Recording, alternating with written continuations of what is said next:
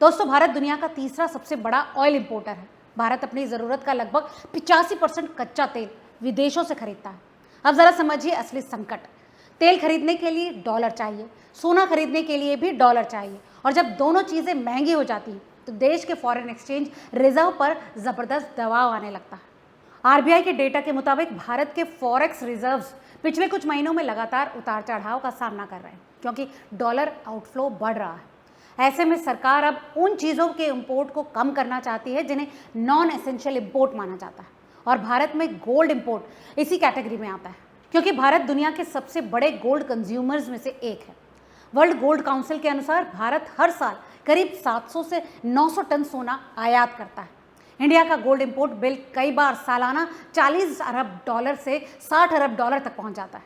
सरकार का तर्क यह है कि अभी डॉलर को ज़रूरी चीज़ों पर खर्च करने की ज़रूरत है, जैसे crude oil, fertilizers, defence equipment, semiconductor technology और इंडस्ट्रियल रॉ मटेरियल्स।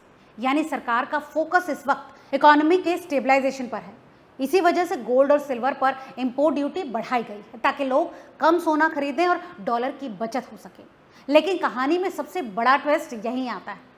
पिछले कुछ दिनों में प्रधानमंत्री नरेंद्र मोदी की एक अपील भी काफ़ी चर्चा में रही, जिसमें उन्होंने लोगों से कहा था कि अगर ज़रूरी ना हो तो 1 साल तक सोना खरीदने से बचें।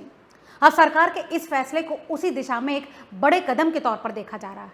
हालांकि सरकार की तरफ से सीधे तौर पर यह नहीं कहा गया कि दोनों चीजें जुड़ी हुई हैं, लेकिन मार्केट एक्सपर्ट्स और कई फाइनेंशियल एनालिस्ट इसे गोल्ड इंपोर्ट को कंट्रोल करने की रणनीति मान रहे हैं। मनी कंट्रोल की एक रिपोर्ट के मुताबिक नई ड्यूटी स्ट्रक्चर लागू होने के बाद ज्वेलरी इंडस्ट्री में चिंताएं बढ़ गई हैं, क्योंकि इससे डिमांड पर सीधा असर पड़ सकता है।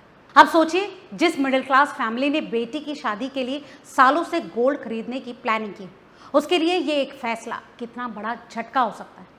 पहले जो परिवार 50 ग्राम सोना खरीदने की सोच रहा था, अब शायद 25 या फिर 30 ग्राम पर रुक जाएगा। पहले जहां हैवी ज्वेलरी खरीदी जाती थी, अब लोग लाइट वेट ज्वेलरी की तरफ शिफ्ट हो सकते हैं।